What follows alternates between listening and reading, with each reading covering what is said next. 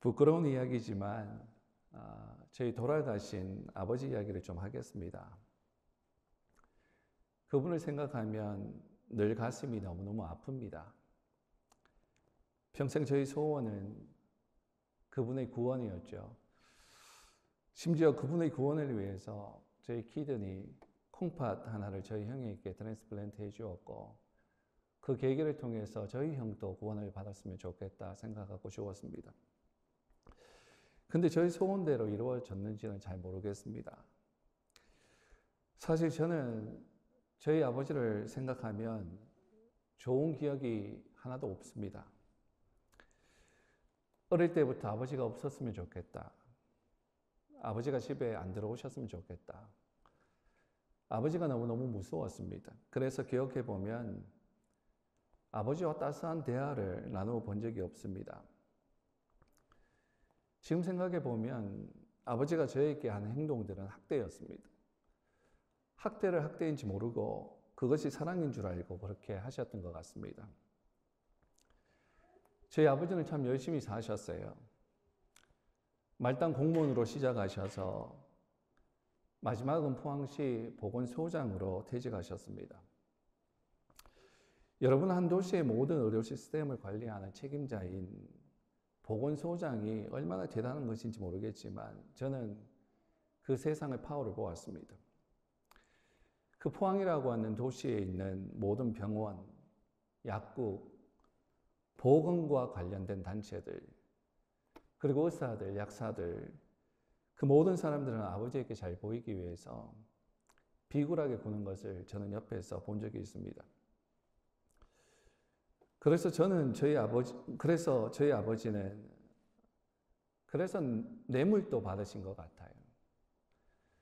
그 지위 때문인지도 몰라도 간음도 하셨습니다. 그 자리에 올라가기 위해서 경상북도 도지사에게 줄을 서고 로비도 하는 것도 보았습니다. 그 자리에 올라가기 위해서 나이 드셔서 관련 대학원에 진학하셔서 학위도 따셨습니다. 그분을 세상 목표로 하는 모든 돈과 섹스와 명예를 추구하면서 하셨죠. 그분은 그렇게 최선을 다해서 그 자리에 올랐습니다. 하나님을 알지 못한 채 자신이 할 수 있는 세상의 모든 방법으로 그렇게 목표로 했던 자리에 올랐습니다. 그 결과 사택도 나옵니다. 차량과 운전기사도 제공됩니다. 사무실에 비서도 제공됩니다. 그렇게 아버지는 그것을 그렇게 자랑스러워 하셨죠. 하루는 꿈을 꾸었습니다. 아버지가 마귀에 의해서 지옥으로 끌려가는 것을 보았습니다. 너무나 무서웠습니다. 소리를 지르면서 꿈에서 깨었습니다. 제 몸이 얼마나 몸부림을 쳤던지 땀으로 흠뻑 젖어 있었습니다. 그분의 구원을 위해서 날마다 기도했죠. 돌아가시기 전날까지 그분을 위해서 기도했습니다. 복음에 관련된 유튜브 동영상도 보내드렸습니다. 거절하셨어요. 그래도 보내드렸어요. 무슬림에서 개종한 사람의 간증도 보내드렸고, 불교 스님의 지옥 간증도 보내드렸고, 기독교 목사님의 간증도 보내드렸고, 제가 할 수 있는 모든 것을 다 했습니다. 오늘 아침에 저희 아버지와 나누었던 카톡을 한번 다시 들어가서 보았더니 아버지가 돌아가시기 전 얼마 되지 않은 시간 동안 그렇게 많이 구원에 대해서 복음을 계속 전했던 모습을 제가 보았습니다. 하나님께서 왜 그렇게 하셨는지 잘 모르겠지만 그분을 사랑하셔서 뭔가 계획이 있으셔서 그렇게 했는지는 모르지만 저는 모르지만 그렇게 많이 했던 것을 오늘 아침에 보면서 눈물을 흘렸어요. 돌아가시기 전날에도 저는 우리가 예배드리는 바로 이 장소에 교회에 와서 그분을 위해서 기도했죠. 그런데 갑자기 한국에서 전화를 받았습니다. 아버지 돌아가셨다. 저는 마음이 무너졌어요. 저희 아버지를 생각하면 돌아가시면 울지 않을 줄 알았는데 웬걸요. 하염없이 눈물이 그렇게 나오더군요. 제 몸의 모든 힘이 다 빠져나가는 것처럼 느껴졌습니다. 그리고 가장 먼저 생각이 드는 것은 뭐냐 하면 그분이 지금 어디에 계실까? 과연 그분이 주님을 만나셨을까? 장례를 위해서 한국으로 갔죠. 갔을 때는 장례가 이미 끝난 상태였지만 그분의 책상에 이런 메모가 적혀 있었습니다. 기독교, 이슬람교, 불교. 마지막까지 저희 보내드린 복음 영상으로 고민하고 또 고민했던 흔적을 보았습니다. 저는 모릅니다. 그분이 마지막에 주님을 만나시고 가셨는지. 여러분들에게 질문하고 싶어요. 사랑하는 여러분, 여러분들의 삶의 최종 목표는 무엇입니까? 박사 학위를 취득해서 교수가 되는 것입니까? 비즈니스를 성공시켜서 많은 돈을 버는 것입니까? 그래요, 그렇게 하셔야죠. 저는 날마다 저녁에 와서 여러분들을 생각하면서 기도할 때 그렇게 되게 해달라고 기도합니다. 그리고 그것을 위해서 하나님의 뜻을 이루어 달라고 기도합니다. 그런데 여러분, 그 다음은요. 많은 돈을 벌어서 교수가 되어서 그 다음은요. 비즈니스 성공시켜서 돈 벌고 자, 그리고 나서 우선 좋은 집을 하나 사고 또 좋은 차도 하나 사고 그래요, 그렇게 하셔야죠. 그런데 그 다음은요. 그 다음에는요. 좋은 여자 만나서 결혼할 거예요. 그렇게 하셔야죠. 그 다음은요. 그 다음은 자식을 한 3명 정도 낳아서 행복하게 살아야죠. 그래요. 그렇게 하셔야죠. 그 다음은요. 그 자식들, 그 다음에는 좋은 환경에 좋은 교육시켜서 성공시키는 거죠. 그래요. 그렇게 하셔야죠. 그 다음은요. 돈 잘 모아서 은퇴 후에 아이들에게 손 안 벌리고 편안하게 사는 거예요. 그래요. 그 다음은요. 그 다음에 최종 목표는 무엇이죠? 여러분, 그런데 말입니다. 우리가 이 땅에서 이렇게 열심히 살아 다 이루었는데 그 시절이 끝나고 우리 육신이 이 땅에서 다 해서 우리 육신의 장막을 다 벗었을 때 죽어서 그 다음 세상으로 갔는데 그 하나님의 생명책에 우리의 이름이 없다면요. 심지어 우리가 교회 생활을 하면서 교회에서 배운 것은 있어가지고 늘 하나님의 영광을 위해서 합니다라고 나불거리면서 열심히 학교에서, 직장에서, 교회에서 열심히 했는데 그런데 그 하나님의 생명책에 내 이름이 없다면요. 나는 구원받은 줄 알았는데 그렇게 주님 이름 불러가면서 교회 다녔는데 그래서 나는 천국 갈 줄 알았는데 그 하나님의 생명책에 나의 이름이 없다면요. 사랑하는 여러분, 우리는 언제나 모든 일을 하나님의 영광을 위해서 합니다라고 말합니다. 그런데 정말 그렇습니까? 정말 그렇게 하나님의 영광을 위해서 하고 있습니까? 그렇게 말하지만 사실은 솔직히 내 내면의 모습을 보면 하나님의 영광을 위해서 하는 것이 아니라 나의 영광을 위해서 그렇게 하고 있지는 않습니까? 하나님의 영광을 위해서 한다고 하지만 사실은 나의 이익을 위해서 살아가는 이기적인 나의 모습, 우리의 모습이지 않습니까? 여러분, 이런 우리의 모습이 과연 하나님께 영광이 됩니까? 이런 우리의 행동이 과연 하나님께서 인정하실 구원받기에 합당한 모습입니까? 우리가 아무리 입으로 나불거려도 아무리 몸부림치며 하나님의 영광을 위해서 살아가려고 해도 여전히 이기적이고 세상의 냄새만 풍기는 그 세상의 악취만 풍기고 살아가는 우리의 모습을 보지 않습니까? 우리는 우리의 모습에서 구원받을 조건이 하나도 없는 것처럼 보입니다. 결코 우리는 우리의 죄성으로 인해서 구원받기에 합당한 거룩이 전혀 없는 것처럼 보입니다. 그러면 도대체 우리가 어떻게 해야 합니까? 도대체 우리가 어떻게 행동해야 하나님께서 허락하신 그 구원에 합당한 자들이 될 수 있는 건가요? 우리는 도대체 어떻게 행동해야 구원을 받을 수 있는 것입니까? 여러분들은 이 문제에 대해서 여러분 분명히 서 있습니까? 여러분 이 문제에 대해서 해결책을 분명히 찾고 여기에 계십니까? 오늘 본문 12장 1절을 한번 보시겠습니다. 제가 한번 읽어드립니다. 다시. 그때에 내 민족을 호위하는 큰 군주 미가엘이 일어날 것이요 또 환란이 있으리니 종말의 때 그 마지막 때 하나님의 완성이 이루어지기 그 마지막 때에 환란이 있답니다. 환란이.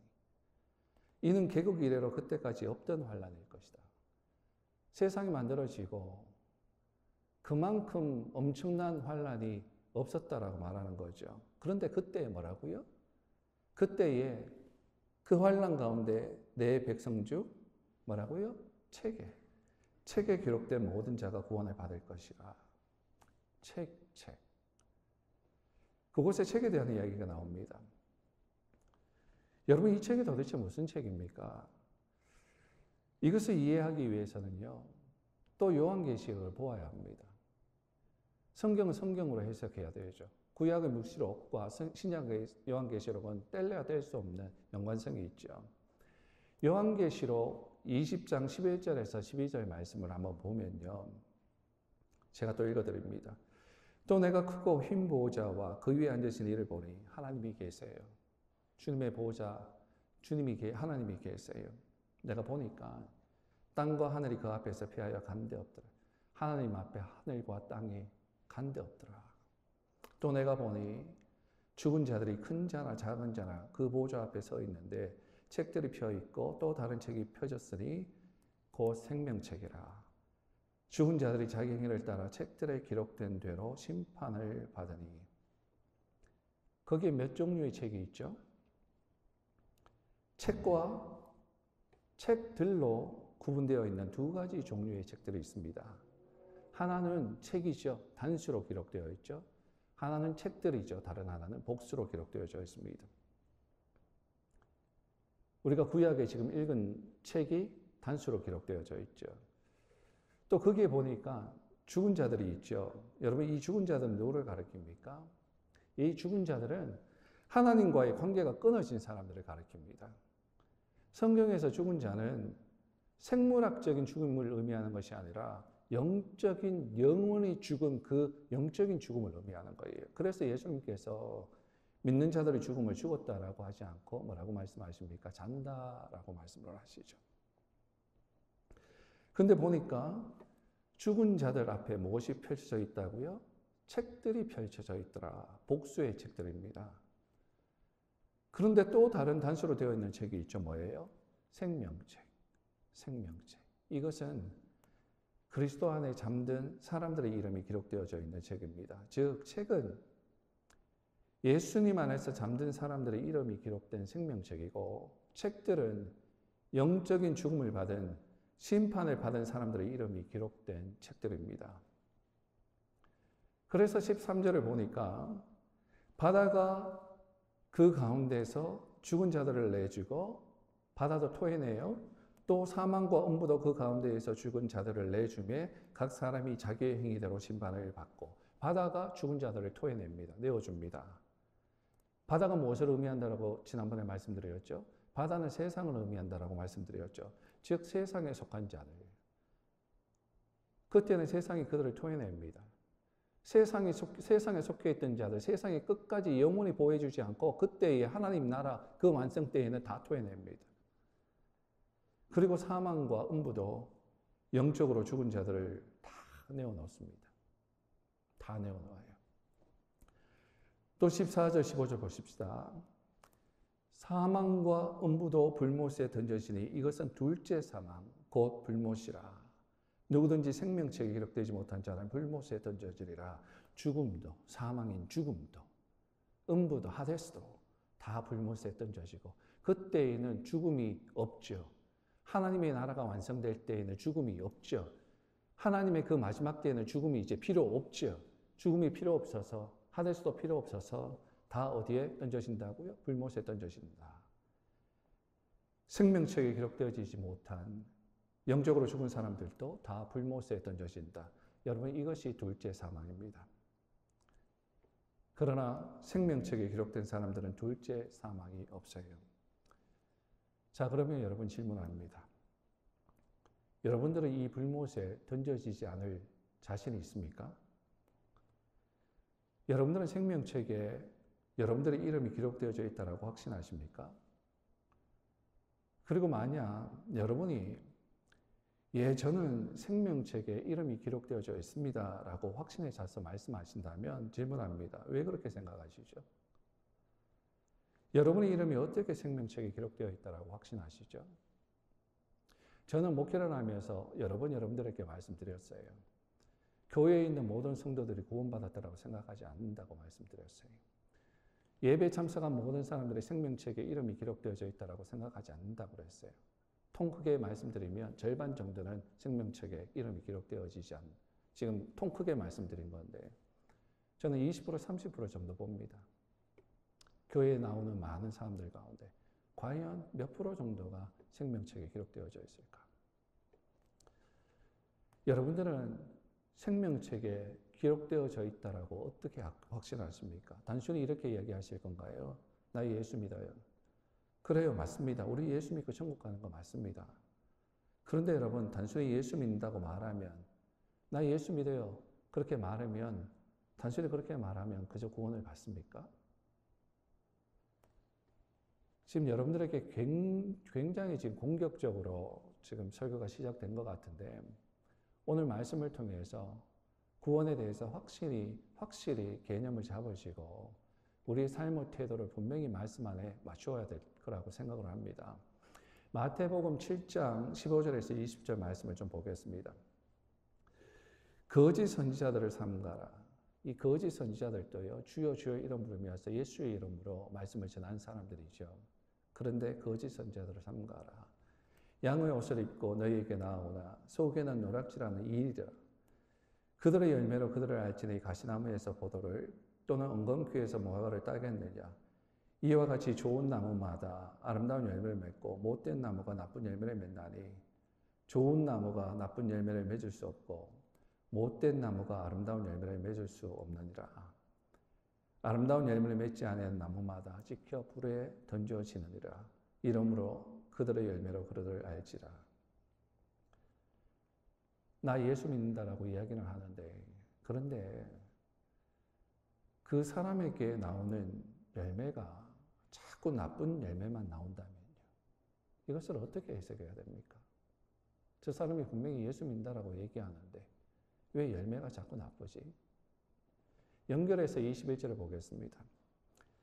나더러 주여 주여 하는 자마다 다 천국에 들어갈 것이 아니요 다만 하늘에 계신 내 아버지의 뜻대로 행하는 자라야 들어가리라. 나 예수 믿는데, 그래서 나 기도할 때 주여 하면서 기도했는데, 그래서 나는 천국에 가는 줄 알았는데, 그런데 주여 주여 해도 천국에 들어갈 수가 없다네요. 예수님께서 주여 주여 하는데 천국에 들어올 수 없대요. 도대체 이게 무슨 말입니까?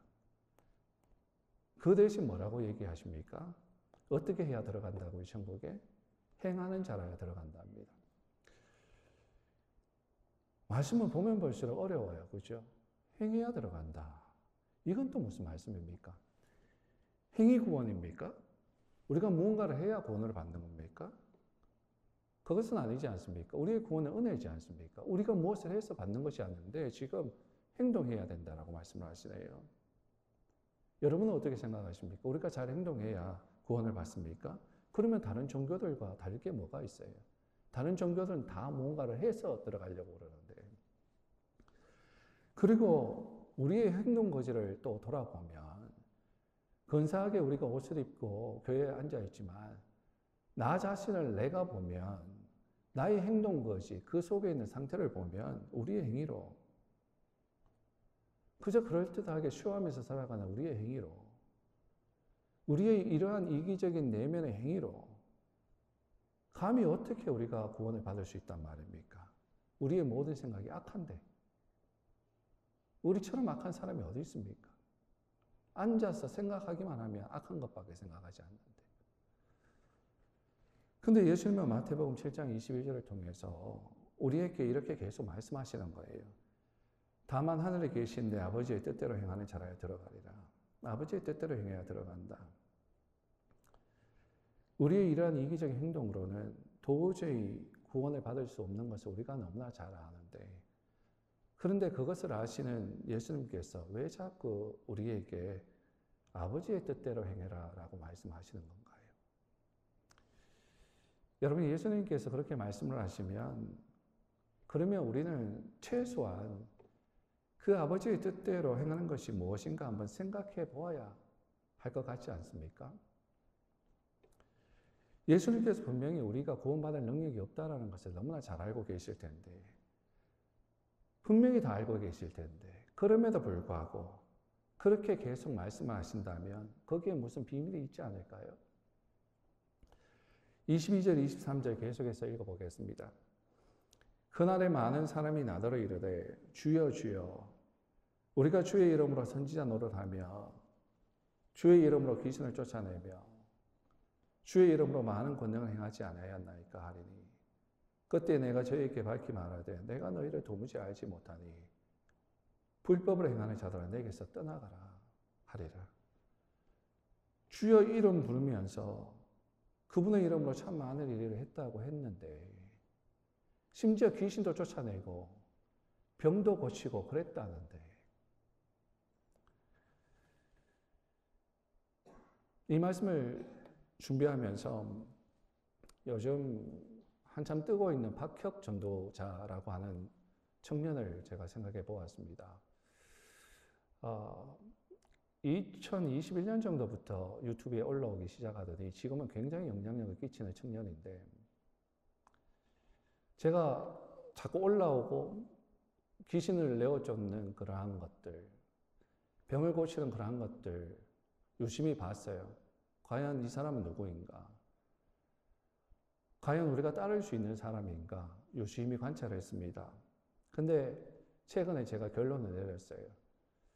아, 이놈 가짜구나. 그러면 목사님, 이 사람이 안수하면서 선포하면서 귀신이 막 떠나가던데 도대체 이건 뭐예요? 목사님 틀린 거 아니에요? 라고 말씀을 하실 수 있을지 모르지만 귀신도 귀신을 쫓습니다. 마귀도 병을 고칩니다. 이 친구가 목사 안수를 받지 않은 친구죠. 그래서 전도자 그러는데 외국 가서는 목사 그러더라고요. 근데 집회를 이렇게 제가 보니까 기름 한 병을 들고 와서 사람들을 세워놓고 머리에 기름을 부읍니다. 목사 한 수를 주는 거예요, 그 자리에서. 신학교 어떤 정규적인 과정도 거치지 않고 또 자신도 목사가 아님에도 불구하고 교회 질서를 다 무너뜨렸죠. 붓습니다. 기름 붓습니다. 이제부터 나는 목사다. 그리고 최근에 티셔츠 이렇게 만들어서 팝니다. 이제 비즈니스 하는 것 같아요. 티셔츠 한 장에 13만 원, 15만 원에 이렇게 팔더라고. 앞뒤에 뭔가를 그림을 그려서 붙여서 이렇게 하는데 티셔츠 한 장에 15만 원씩 그렇게 할 가치가 있습니까? 한 장에 한 만 원도 안 하지 않습니까? 근데 그 친구가 하는 말이 이렇게 많이 받는 이유는 하늘의 가치가 거기에 담겼기 때문에 하늘의 DNA가 이 셔츠에 담겼기 때문에 그렇게 받을 수밖에 없다라고 얘기를 합니다. 무슨 셔츠에 하나님의 DNA가 담겨요? 무슨 셔츠에 하나님의 가치가 거기에 담겨요? 셔츠일 뿐이죠. 그리고 스승 TV 조슈아라는 나이지리아 사람에게 이렇게 배움을 받아서 사역을 하는데 TV 조슈아라는 사람도 제가 공부해 보니까 나이지리아에서 얼마 전에 죽었어요. 근데 거부더라고요. 얼마나 거부인지. 세 번째 부자라고 그러던가 그래요. 근데 그 사람 이렇게 보면 여러 가지 세상의 악한 열매들이 너무 많이 보이는 거예요. 그리고 어떤 것을 보니까 수십 명의 여인을 성폭행했다라고 하는 기사도 있습니다. 여러분, 주의 이름을 부르면서 별의별 사역들을 다 감당하지만 그런데 예수님이 하시는 말씀이 내가 너희를 도무지 알지 못한다. 그리고 불법을 행하는 자들아. 오히려 그들에게 불법을 행했답니다. 참 난감하죠. 열심히 사역했더니 전혀 예수님을 인정해 주시지를 않습니다. 그러면 어떻게 해야 합니까? 어떻게 해야 하나님께 인정받아서 구원을 받을 수 있는 것입니까? 거기에 대한 답을 이제 해주세요. 24절에서 27절 말씀인데 한번 보겠습니다.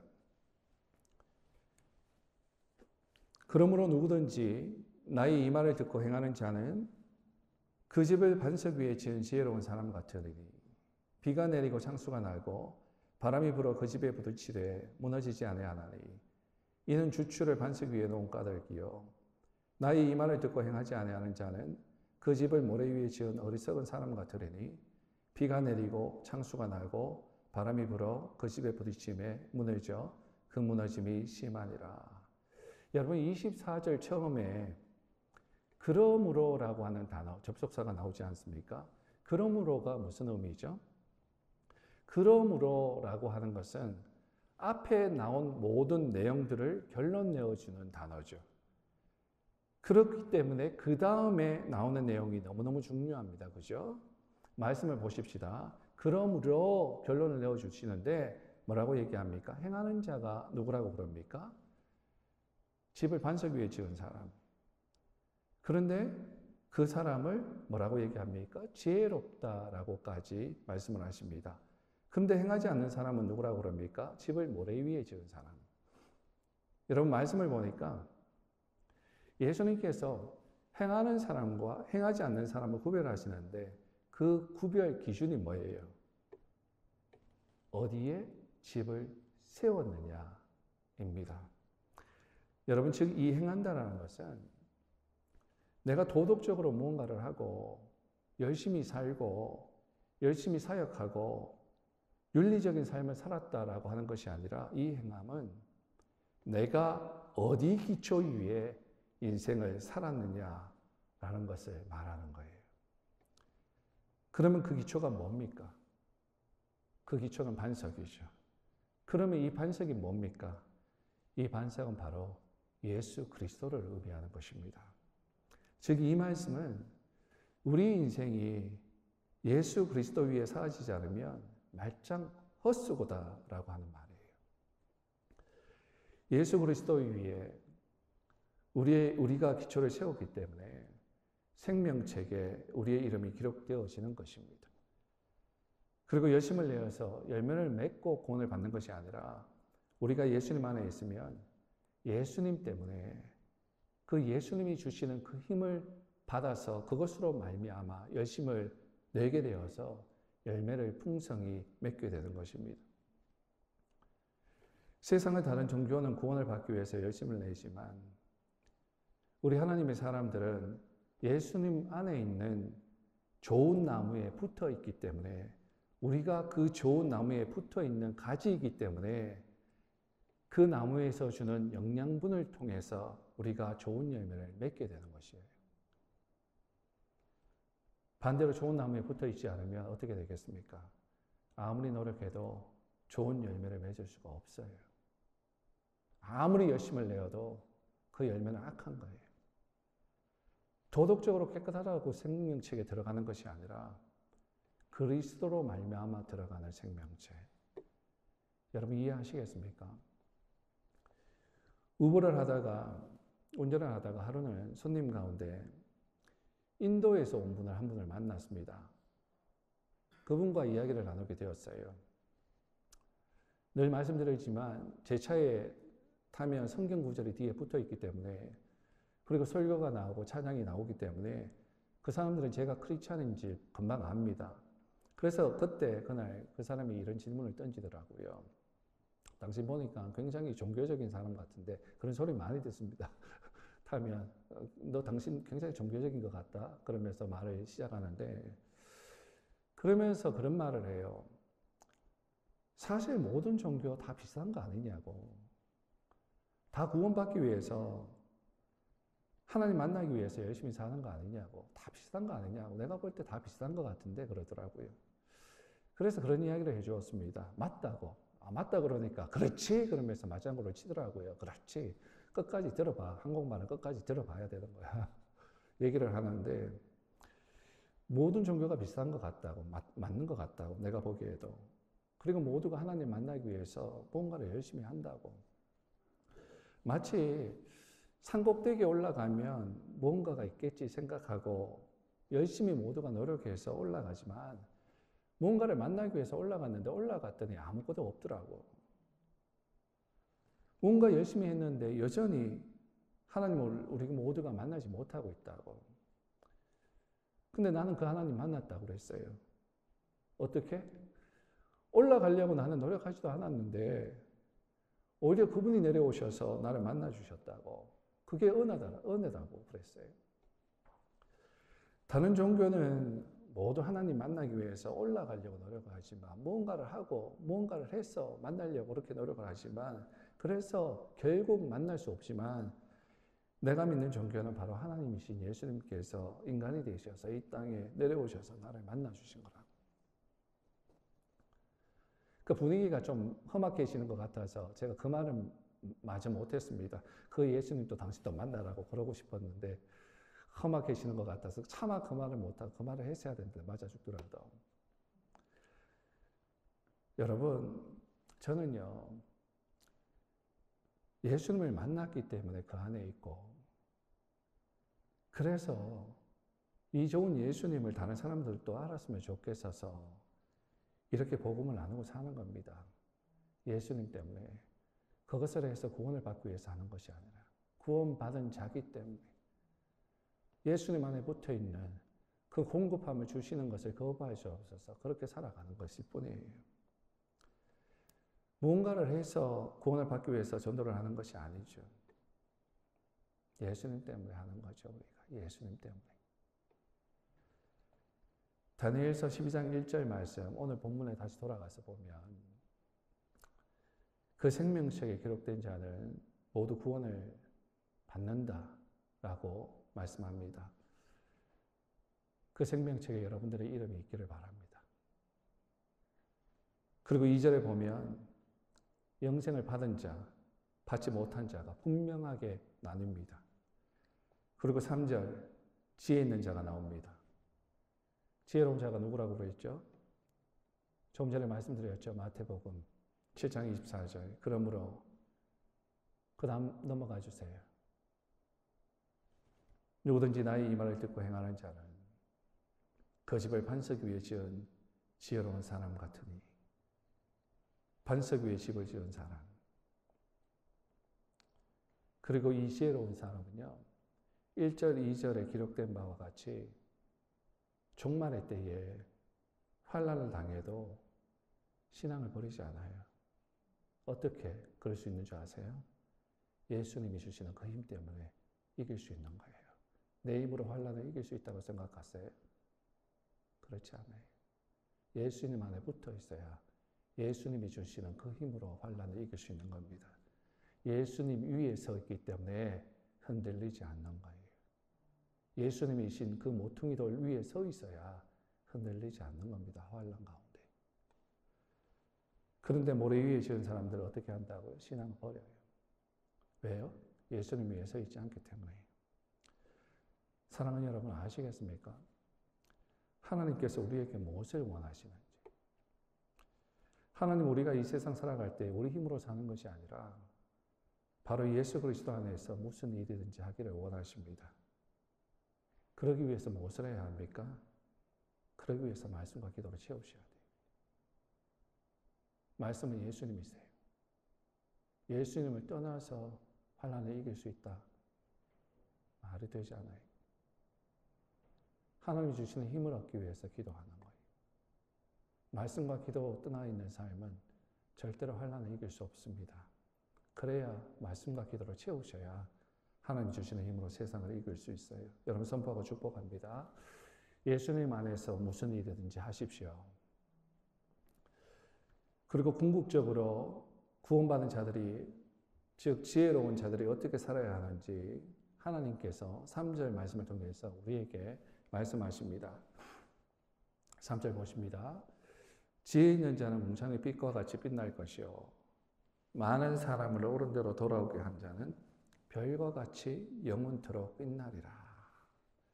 많은 사람들을 옳은 대로 돌아오게 한다는 것은 옳은 게 뭐예요? 옳은 게. 도덕적인 옳은 겁니까? 그게 아니에요. 옳은 것은, 여기서 나오는 옳은 것은 의입니다. 의. 의가 누굽니까? 예수님이에요.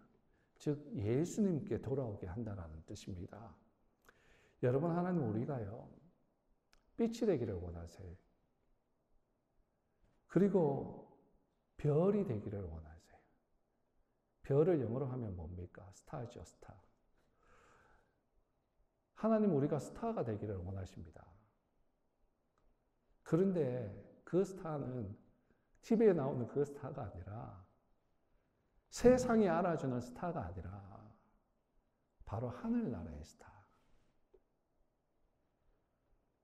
우리는 세상이 나를 알아주기 위해서 그렇게 열심히 살죠. 왜 성공합니까? 왜 CEO가 됩니까? 왜 과학자가 되고, 왜 교수가 되고?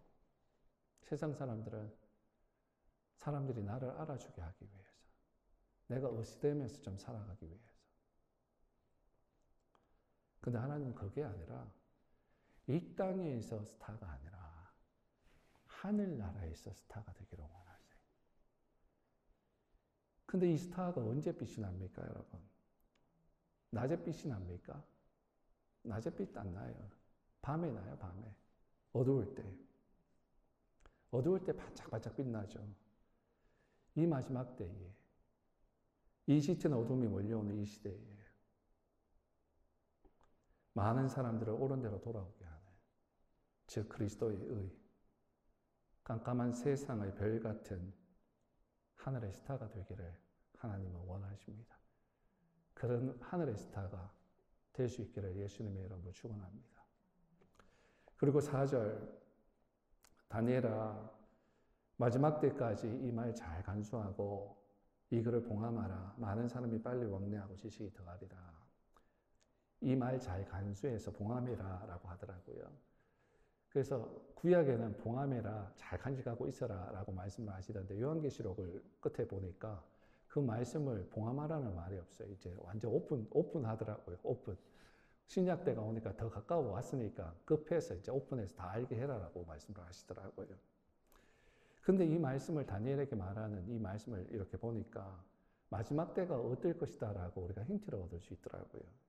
여러분, 마지막 때 어떻게 된다고 합니까? 많은 사람들이 빨리 왕래하죠. 지식이 더한다라고 얘기하죠.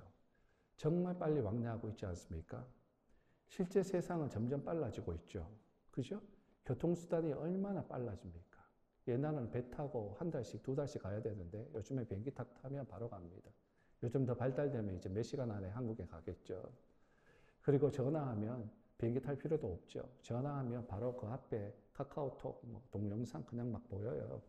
그리고 얘기하면 바로 알아듣고 바로 얘기합니다. 그게 몇 시야 지금? 그러면 몇 시야? 여기는 몇 시인데. 바로 그 멀리 떨어져 있는데 소리가 삐스 속도로 왔다 갔다. 얼마나 빨라지는지.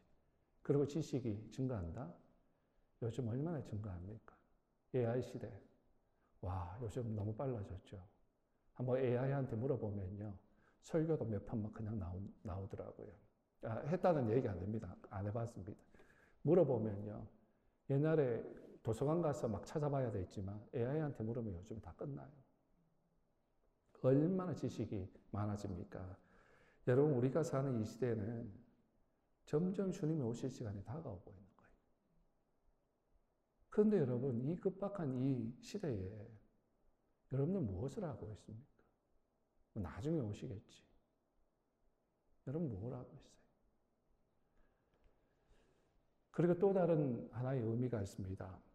왕래하다라고 하는 히브리어는 시퇴투라고 하는 단어를 사용을 하는데, 이 말은 문자적으로 뭐냐 하면 노를 젓는다 혹은 이리저리 돌아다닌다라고 하는 뜻을 가지고 있습니다. 그리고 2차적으로는 책을 통독하다, 책을 철저히 검토하다라고 하는 뜻을 가지고 있습니다. 그래서 이것을 종합해 보면 책을 자세히 읽고 있는 모습을, 마치 우리가 책 속에 들어가서 거기에 담긴 지식 속에서 이리저리 돌아다니는 모습을 상상하게 됩니다. 무슨 말입니까, 여러분? 마지막 때가 가까워올수록 점점 더 많은 사람들이, 즉 하나님의 사람들이 이 하나님의 말씀을 읽고 공부해서 그 의미를 깨닫는 하나님의 사람들이 더 많아짐을 의미하는 거예요. 세상이 어두워지면 더 어두워질수록 상대적으로 그 진리를 더욱 알아서 세상에 빛을 비추는 별들이 더욱 많아진다라고 하는 얘기입니다. 짙은 어둠이 있는 시골에 가서 하늘을 보세요. 어둠이 있는 곳에 하늘을 보세요. 얼마나 별들이 많이 있는지. 그런데 거짓빛이 많은 이 도시 안에 네온사인, 가짜 빛이 많은 데 들어가면 참 별이 보이지 않아요. 우리 그리스도인들이 이 가짜 진리 네온사인에 둘러싸여서 참 별을 보지를 못하고 있어요. 거짓빛에 다 속아 넘어가서 네온사인에 그냥 속아서 그것을 추구하고 살죠. 여러분들은 어디에 속해 있습니까? 어디에 속해 있어요? 마지막 때 하나님의 사람들은 더욱 말씀을 읽으면서 깨달아 준비하는 일이 생긴다라고 하는 말씀입니다. 나는 과연 어떤가? 주님이 주시는 이 경고에 한번 자세히 자신의 모습을 한번 들여다보세요. 나는 과연 어떤가? 이 마지막 때에 나는 과연 어떤 모습으로 지금 준비하고 있는가? 여러분들에게 감히 도전합니다. 여러분들은 말씀을 가까이 하고 깨달아서 정말 마지막 때를 준비하며 살아가십니까? 사랑하는 성도 여러분, 더욱 예수님이신 이 하나님의 말씀을 사모하고 읽으십시다. 제가 할 수 있으면 여러분들도 할 수 있어요. 목회만 하고 있지 않기 때문에 저는 이런 말씀을 드릴 수 있어요. 저는 쉬는 날이 없어요, 사실 말씀드리면. 그래도 감히 말씀드릴 수 있는 것은 제일 먼저 눈을 뜨며 하는 것이 하나님의 말씀을 붙듭니다. 그 말씀부터 읽습니다. 그 말씀 붙들고 삽니다. 그리고 하루 마감할 때 교회 와서 기도하고 그렇게 마감합니다. 제가 할 수 있으면 여러분들도 할 수 있어요. 그리고 애들 키운다고 힘들죠. 어릴 때 힘들어도 해야 되는 것이고, 그리고 더 중요한 것을 하며 그 자녀들에게 말씀 전수해야 돼요. 말씀을 읽어주고, 잘 때 머리에 손 얹어줘서 기도시켜주고, 하나님의 사랑으로. 말씀을 사모하고 읽으십시다. 정말 여러분 읽고 계세요? 연말에 시상한다고 그랬잖아요. 읽고 계세요? 여러분 연말까지 안 기다리셔도 돼요. 목사님 저는요 벌써 다 끝내가는데요. 끝나면 저한테 말씀하십시오. 끝나는 그 순간 시상할 겁니다. 하늘나라에도 상 받을 거예요. 이 땅에서도 상 받고 하늘나라에서도 상 받고 마지막 준비하는 삶 얼마나 좋습니까? 꼭 여러분 그렇게 하셔서 정말 상도 받는 여러분들 되시기를 바라고요. 읽어서 그리고 읽는 거에만 끝나는 것이 아니라 지식으로 삼지 말고 읽으면서 주님 무엇을 원하세요? 오늘 이 말씀을 통해서 주님 말씀해 주세요. 사모하는 마음으로 내 마음을 내 생활을 변화시키고자 하는 마음으로 주님 말씀해 주세요. 읽기만 하면 지식만 쌓이면 교만해져요. 그러면 안 돼요. 읽으면서 겸손하게 주님 말씀해 주세요. 뭘 원하세요? 찌르면 그 찔림 가지고 스트러글 하면서 고쳐가고 그리고 그 말씀 주셨으면 그 말씀 하루도 예수님 안에서 그 말씀 가지고 행동하는, 순종하는. 저는 사실 그렇게 생각해요. 꼭 그런 건 아니지만 성도들은 그 지역의 담임 목사가 참 목사면 그 목사님이 일주일 동안 준비한 말씀을 선포해 주면 그 말씀 잘 새겨서 그 말씀 프랙티스 하면서 사시면 돼요. 뭐 유튜브 막 들어가면서 이 목사 설교 듣고 저 목사 설교 듣고 막 지식 쌓을 필요 사실 저는 없다고 생각합니다. 정말 나에게 주신 그 목자의 목소리를 들음으로 그 말씀 가지고 일주일 동안 스트럭을 하면서 행동하면 된다, 연습하면 된다고 생각해요. 그리고 건면해 주는 거 지난번에도 말씀드렸지만 말씀을 읽으세요. 성경을. 이 성경을 읽으세요. 자꾸 유튜브로 돌아다니지 말고. 거짓 선생들이 얼마나 많은지 몰라요. 말씀을 붙드세요. 주님이 하나님이 말씀 주셨는데 왜 말씀은 안 붙들고 자꾸 엉뚱한 데 들어가요. 말씀 붙들고. 그리고 순종, 그 말씀 배워서 깨달아서 순종하는. 그래서 좋은 열매를 맺게 해주는 좋은 나무에 붙어있는 좋은 가지들이 되십시다. 그리고 그 하나님의 마음을 깨달아서 하늘의 별과 같이 빛나서 많은 사람들을 예수님께 돌아오게 하는 저와 여러분들이 될 수 있기를 예수님의 이름으로 부탁드립니다. 기도하겠습니다.